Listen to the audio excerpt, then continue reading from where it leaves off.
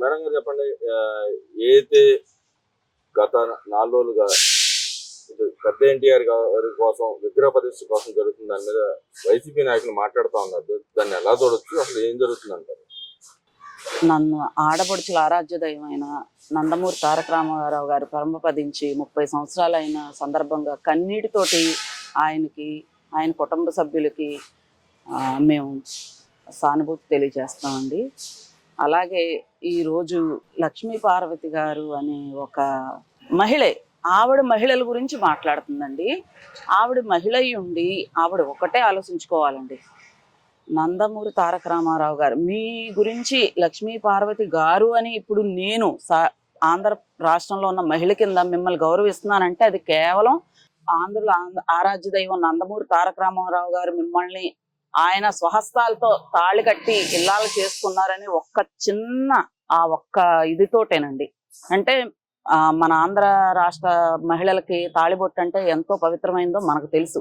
అందుకని మిమ్మల్ని గౌరవిస్తున్నానండి.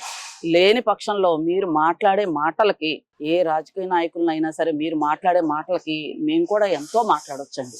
మీకు అసలు మహిళల గురించి, మీరు సాటి మహిళల గురించి మాట్లాడుతున్నారు. మీకు మహిళ గురించి, మీ గురించి మీకు తెలుసా?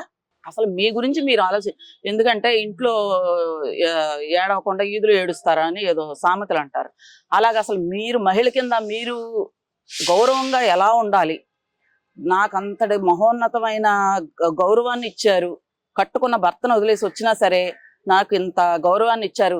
అందుకని ఆ కుటుంబంతో ఎలా మమేకం అవ్వాలి ఏంటి, ఈ రోజుకైనా ఇంత వయసు వచ్చాకైనా సరే రాష్ట్ర ప్రజలతోటి చీతూ అని ఊహించుకోకుండా ఎంత మంచిగా మాట్లాడాలి, ఎంత గౌరవం పొందాలి అనేది ఒక్కటి ఆలోచించుకోండి మీరు ముందు ఫస్ట్. అంటే నిజంగానే చంద్రబాబు నాయుడు గారిని, లోకేష్ గారిని విగ్రహ రాజకీయాలు చేస్తున్నాడు.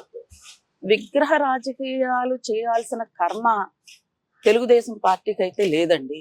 ఎందుకంటే మేమందరం గత 5 సంవత్సరాల్లో ఎంతో కష్టాలు పడి, బాధలు పడి, ఎప్పుడు మాకు హక్కు వచ్చిద్దా, ఓటు హక్కు అనేది వచ్చిద్దా, ఎప్పుడు చంద్రబాబు నాయుడు గారిని తెచ్చుకుని మా కష్టాలన్నీ తీరతాయా, మా ఆస్తులు రైతుల కింద మా ఆస్తులు పోకుండా ఉంటాయా ఏంటి అని ఎంతో 5 సంవత్సరాలు ఎంతో ఏడ్చండి, ఓర్పు పట్టి చంద్రబాబు నాయుడు గారిని గెలిపించుకున్నాడు, తెలుగుదేశం పార్టీని గెలిపించుకున్నామండి. ఈ రోజున అసలు లక్ష్మీ పార్వతి గారిని నేను సూటిగా ఒకటే ప్రశ్న అడుగుతున్నానండి. ఎన్టీఆర్ గారు చనిపోయి 30 సంవత్సరాలు అయినా సరే ఈ రోజుకి కూడా ఆంధ్ర రాష్ట్ర ప్రజల గుండెల్లో దేవుడి కింద కొలుస్తున్నారు అని అంటే, కేవలం ఈ రోజు కూడా మర్చిపోకుండా ఉన్నారు అని అంటే కేవలం అది ఒక్క చంద్రబాబు నాయుడు గారి వల్లే అయ్యిందని నా ఉద్దేశం అండి. ఎందుకంటే ఇప్పుడు ఎంతో మంది చనిపోయిన నాయకులు ఉన్నారండి. వాళ్ళందరినీ రోజు ఎప్పుడో గుర్తొచ్చినప్పుడు వాళ్ళ వర్ధంతులకో జయంతులకో తలుచుకుంటాం. కానీ రామారావు గారిని అలా కాదండి. ప్రతి నిత్యం కూడా ఏ కార్యక్రమం చేసినా మా డివిజన్లో నాయకులు ఉంటారండి, మా నాయకులు వాళ్ళు కూడా ఏ కార్యక్రమం చేసినా ప్రతి చోట కూడా ఎన్టీఆర్ విగ్రహాలకేంటి, ఎన్టీఆర్ బ్యానర్లకేంటి అన్నిటికీ కూడా ఎంతో విలువనిచ్చి ఈ రోజు కూడా ఫస్ట్ స్టార్టింగే ఎన్టీఆర్ గారి పేరుతోటే స్టార్ట్ చేస్తారండి ఏదైనా. అది కేవలం ఒక్క చంద్రబాబు నాయుడు గారు ఆ రోజున నువ్వు పన్నిన దుష్ట పన్నాగం నుంచి ఎన్టీఆర్ గారిని రక్షించి, పార్టీని రక్షించి, ఆయన ఆశయాలండి, మనిషి చనిపోయినా సరే ఆశయం బతికొండాలంటారు, అది ఒక్క ఎన్టీఆర్ గారికే సాధ్యమైందండి. అలాగా ఆయన ఆశయాల్ని ఈ రోజుకి కూడా కొనసాగిస్తున్నందుకు చంద్రబాబు నాయుడు గారికి ఇలాంటి చెత్త వాగుళ్ళు వాగే వాళ్ళని కాకుండా మా ప్రజలందరి తరపున ఎన్టీఆర్ గారిని, మా నాన్నగారండి ఎన్టీఆర్ గారు చనిపోతే 3 రోజులు అన్నం తినలేదండి. నేను చిన్నపిల్ల, నాకు గుర్తుందండి, నాకు తెలుసు. 3 రోజులు మా నాన్నగారు భోజనం చేయలేదండి. అంటే అప్పుడు కానీ నాకు అర్థం అవ్వలేదు, ఏంటి ఈ తాత ఇంత గొప్పోడా, ఎన్టీఆర్ తాత అంటే అంత ఇదా, సినిమాల్లో చూస్తాం కదా అని నేను అనుకున్నానండి. అప్పుడు మా నాన్నగారు చెప్పారనమాట. అలాంటిది అంత ప్రజల గుండెల్లో అంత దైవమైన వ్యక్తిని నీకు చిత్తశుద్ధి, నీకు ఆయన ఒక హోదా కల్పించారు, ఎంత గౌరవమైన స్థానాన్ని ఇచ్చారని నీకు చిత్తశుద్ధి ఉంటే, లక్ష్మీ పార్వతి గారు మిమ్మల్ని సూటిగా అడుగుతున్నాను నేను, మీకు ఆ చిత్తశుద్ధి ఉంటే ఎన్టీఆర్ గారికి మీరు నా భర్త, ఏదో మీరు స్వామి, ఇవన్నీ గనక మీకు నిజమైన భక్తి, ఆయన మీకు ఆ గౌరవం ఇచ్చారనే భక్తి ఉంటే గనక మీరు భారతరత్న ఇచ్చేదాకా ఆమరణ నిరాహార దీక్ష చెయ్యండి. మీకు గనక దమ్ముండి, ధైర్యం ఉండి ఎన్టీఆర్ గారి కోసం బాధపడతా మీరు ఏళ్ళు అంటున్నారు, వాళ్ళు అంటున్నారు, అలా చేస్తున్నారు, విగ్రహాలు చేస్తున్నారు, ఇంకోటి లోకేష్ గారను ఇంకోటి ఎన్నన్నా మాట్లాడండి, మీ మాటలకి రాష్ట్ర ప్రజలే మీరు ముందు భారతరత్న వచ్చేదాకా ఆమరణ నిరాహార దీక్ష చేయండి మీ భర్త కోసం అయితే. అంటే ఇక్కడ మరి ఇంకో మాట కూడా ఉంటుంది, జగన్మోహన్ రెడ్డి దేశంలోనే అత్యుత్తమైన నాయకుడు, దేశంలో నెంబర్ 1 నాయకుడు అని చెప్తుంది. నిజంగా నేను దేశంలో నెంబర్ 1 నాయకుడా? ప్రజలు మేము ఇచ్చాం కదండి తీర్పు. ఆయనకి పెద్ద కిరీటం మేము ఇవ్వలేదండి, ఇచ్చాం కదా. త్వరలో ఇంకా పెద్ద పెద్ద కిరీటాలు ఇంకా వస్తాయండి ఆయనకి, ఆయన పార్టీకి కూడా. ఏమండి ఇప్పుడు ఆవిడ ఏంటి ఆర్టీసీకి అక్కడేమో పండగలు చేసుకుంటున్నారు, ఇక్కడేమో నష్టం వచ్చిందని ఏదో మాట్లాడుతున్నారండి వీళ్ళు. ఆర్టీసీకి అంటే మీ జగన్ ప్రభుత్వంలో అంటే మాకు సిగ్గు లేక మేము మోసపోయి మేము నమ్మి ఓట్లు వేసాం చూసారండి జగన్ గారు. ఆయనకి ఇచ్చిన పాపానికి బటన్ నొక్కేసి పేద ప్రజలకు అన్ని ఇచ్చేసానంటేనేమో ఆయన గొప్ప నాయకుడు. నిజంగా ఛాలెంజ్ దమ్ముండి మేము 5 సంవత్సరాలు కష్టపడి ఈయన ఎప్పుడు వస్తాడా మాకు ఓటర్కి ఎప్పుడు వచ్చి దాన్ని నెగ్గించుకున్నందుకు ఇప్పుడు ఆయన అన్న పథకాలన్నీ నెరవేర్చి ఆడపడుచుల కింద నీకు ఆధార్ కార్డు ఉంటే గనక లక్ష్మీపార్వతి గారు వెళ్ళి ఆర్టీసీ బస్ ఎక్కండి, అప్పుడు మీకు తెలుస్తుందా మహిళలు ఎంత సంతోషపడుతున్నారో ఎంత ఆనందపడుతున్నారో. ఏమండి కేవలం మహిళలకి ఇచ్చారండి, రాష్ట్ర ప్రజలు అందరికీ ఇవ్వలేదండి ఆర్టీసీ నష్టాల్లోకి వచ్చేయడానికి. మిగతా వాళ్ళు ఇప్పుడు సంక్రాంతి సంబరాలు అయినాయి కదండి, సంక్రాంతి పండుగ చేసుకున్నాం, మరి ఎన్ని కోట్ల లాభం వచ్చిందో ఆర్టీసీ వాళ్ళు చెప్తారు కండి. అప్పుడు మీరు ఆ మాటలు వెనక్కి తీసుకుంటారా? అలాంటి వాగులు వాక్కుండా ఉంటారా ఈ నాయకులు అందరూ, వాగే నాయకులు అందరూ? ఇంకో మాట కూడా అంటుంది ఆమె, మా గవర్నమెంట్ వచ్చిన తర్వాత ఫస్ట్ జైల్లో పెట్టేది లోకేష్ అని చెప్పి మాట్లాడు. ఎందుకని లోకేష్ మీద అంత అంకస్సు?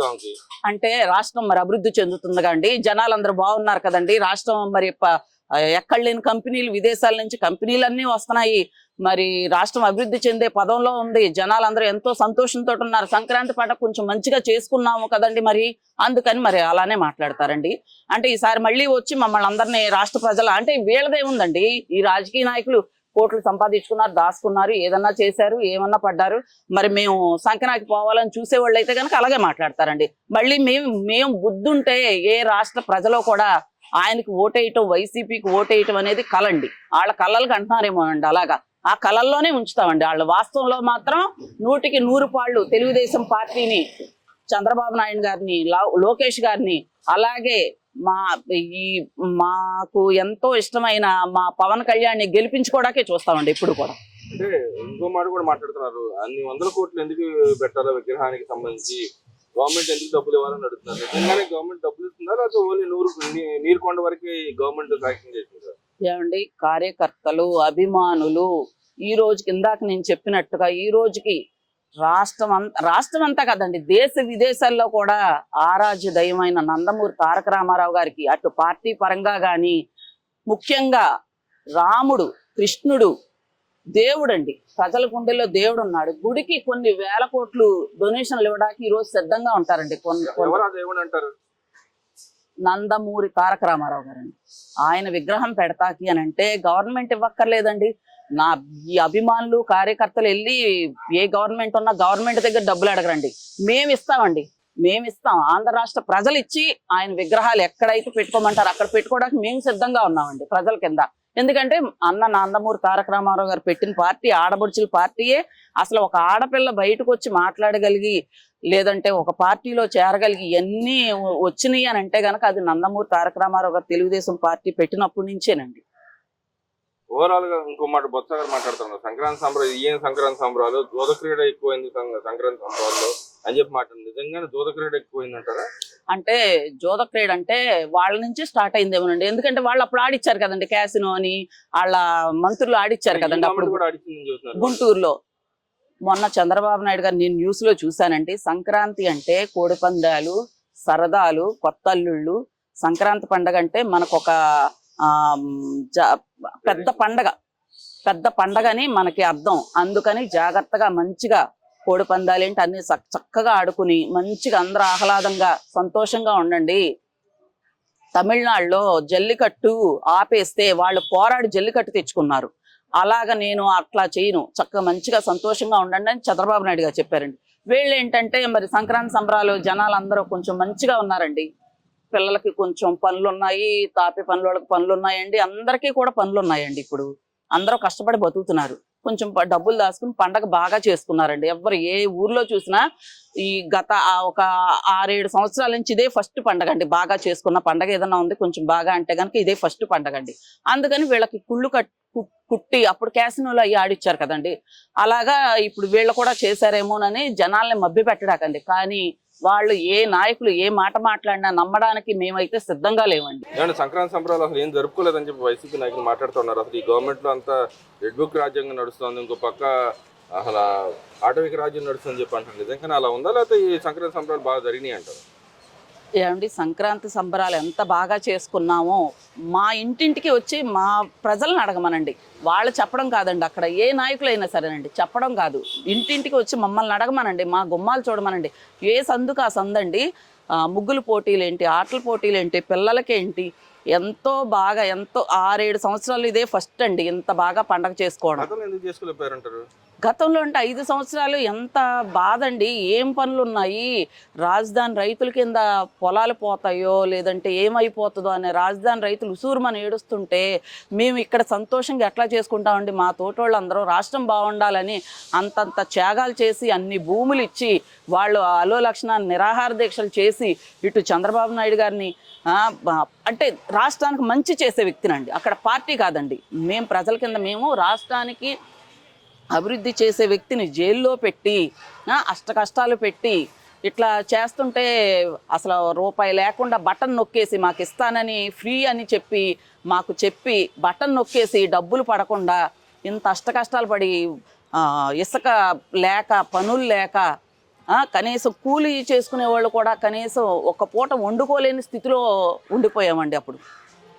ఇప్పుడు అభివృద్ధి చెందింది, పనులున్నాయి, అంతా బాగుంది కాబట్టి ఫ్రీ బస్సు, నేను వెళ్ళి ఫ్రీ బస్ ఎక్కి సరుకులన్నీ తెచ్చుకున్నానండి.